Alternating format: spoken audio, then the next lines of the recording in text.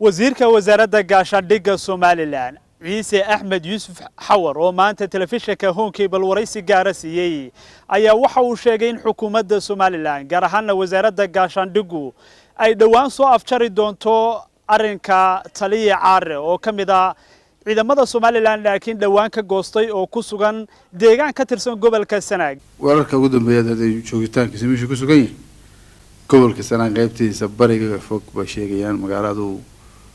qardho u jirta higla la yiraahdo qardho u jirta 15 kilomitir meelahaas xogaa dhalinyaro yar buu wataa oo khalday badan ma badna sida la sheegay aad u ilaaf sodomeeyo ilaa kontomeeyo lagu qiyaasaa ilaa gaadho wataa sida la sheegay dhowr qol saaran yihiin waa ogtiin oo caare aqabadihii gobolka ka taagnaa Sanaag sababay la taxalluqay buu banaanka ugu baxay hadduu banaanka u baxayna waa ogeedeen oo shaqadii hawshii xeelaf weyn wada la galay oo beerihii walaalaha halka dibta ku dhaxmartay hawsha waqti la soo afjaray ergada shirka markay galaysay waxaan isla qaadanay oo isla meel dhignay ama ergadii isla qaadatay maadaama ninkaas nin ciidanka ka falaagoobay xalkiisa iyo solutionkiisa ama xal helidiisu inay ka madax banaanaato shirkii lagu dhaxdhaxaadinayay beerihii walaalaha ee dibtu ka dhaxaysay deegaanka ceelaf weyn hadda iyo maanta ama xal lagu helo aan ku gaarno ama awood ba loo isticmaalay waxay ka go'antay qaranka iyo ka wasaaradahaanba in sida ugu dhaqsaha badan in xaaladiisa loo soo afjaro wasiirka gaashaandhiggu waxa kale oo uu sheegay in maamul goboleedka Puntland iyo guud ahaanba Soomaaliya ay dabada ka riixayaan sarkaalkaasi ka tirsan ciidanka Somaliland ee ka goostay kuna sugan deegaanka ka tirsan gobolka Sanaag gacansaar wala leeyahay dhowr jeer horay hubiyo rasaas yar raashin soo siiyay meesha uu joogo qardho waxa uu jirtaa 15 kilomitir wuxuu sababtaa meesha uu tagayna waxa weeyaan kalsooni iyo inuu hadii wax ku soo macnaa ama talaabo ka qaado inuu gudaha marka ay siyaan magagariyo gudaha ugu gari karo wasiirka gaashaandhigga ayaan weydiiyay balin xukuumadda Somaliland ay wax xiriir la sameysay taliye Siciid Cawil Caare wada hadal waa jira wala la hadla taban xiriyaashiisa la hadla wadaashiisa qoyskiisa macnaa jifidiisa la hadla maqaam kasta gaarsiinaadeen saraakiisha iyo taliska ciidanka la hadla haddana waxaa moodaa waxa soo dhan inaanu dhagu dhigin ama aan wax ku qaadan alcamo muxuu taaganahay hadda stage ugu dambeeyay oo xal waara hawshaas ku soo afjarmay aanu ka gaarno ama nabadgelyo aan ku dhamayno oo wali chance furana oo inuu macnaha deewaanada iyo hadalka iyo sulaxa macnaha dad wax garada iyo dad saraak iyo taliska ciidanka wadadaan wada wasaaradahan ilaa heer madaxweyne adoo ku caasiyo taana oo xal u arki waayana marka ay noqonayso in khasab ay ka qanahan ugu khasbayso in hawsha ay daruura si alla sidii macnaha marka laga fursan waayo in hawsha lagu soo afjaro dhinaca kalena taliye Siciid Cawil Caare ayaan kula xidhiidhay khadka telefoonka ugu horreeyna waxaan weydiiyay bal inuu noo sheego halka uu ku sugan yahay qardho gobolka Karkaare Puntland ayay u dhowdahay Cornel arintii aad markii hore aad goosanaysay aad ka cadhootay ee ah labada beelood ee isku dilay deegaanka ceelaf weyn waa la soo afjaray labadii beeloodna way heshiiyeen adiga hadda mowqifkaagu muxuu yahay waxaan diiday systemka ka jira imika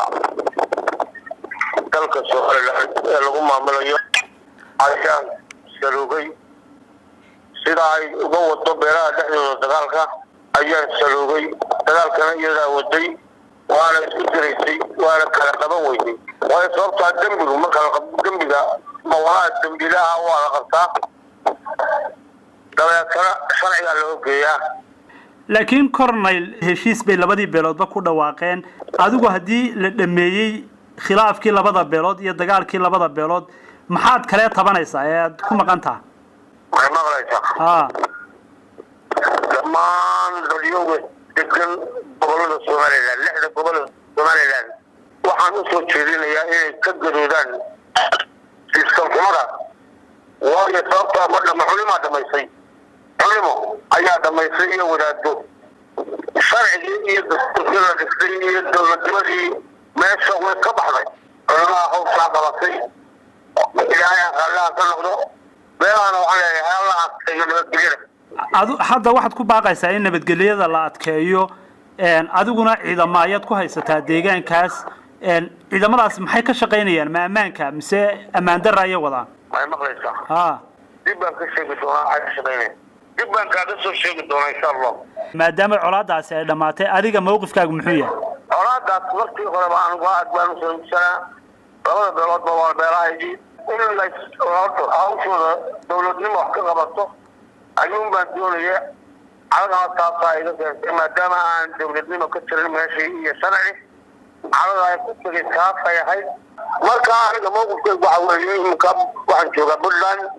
saldhig baan weydiistay military halkaasaan ciidamo ku dhisan doona insha allah cadaalad darradana la dagaalami doonaa haddii alla yaraa wax wada hadala meedi dhex maray madaxda Soomaaliland sida madaxweynaha iyo wasaaradda gaashaandhigga maya waan gartay marka xukuumadda Soomaaliland gaar ahaan wasiirka gaashaandhigga aan wareysanay waxa uu sheegay in taliya carre haddii uu wada hadal toos leeyahay ay dawladdu diyaar u tahay inay soo dhaweyso wax kasta oo uu tabanayana ay diyaar u tahay inay ka xalliso arrinka ma aad soo dhaweynaan adigu wada hadalku wuxuu furaa markii aan gudaha Soomaaliland ku jiray markii xabad ka dhacday meeshii weerar lagu soo qaaday waxaan damcay in aan uga fogaado meesha si aan ciidamadayda u dhisto shacabka Soomaalilandna aan halkan u geyn iyaguna dabadooda ka soo maadaama aan maanta system dawladeed ka tigay sidoo bilowde ay xukuumaddu dadka haysatay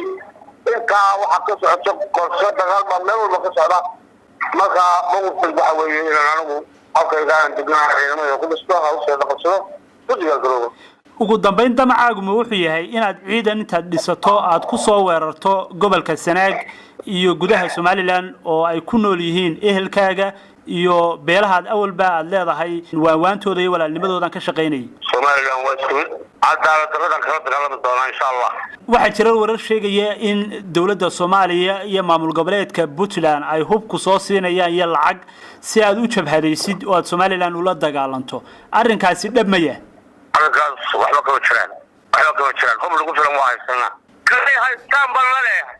Xasan Galayd wararka Home Cable magaalada Hargeysa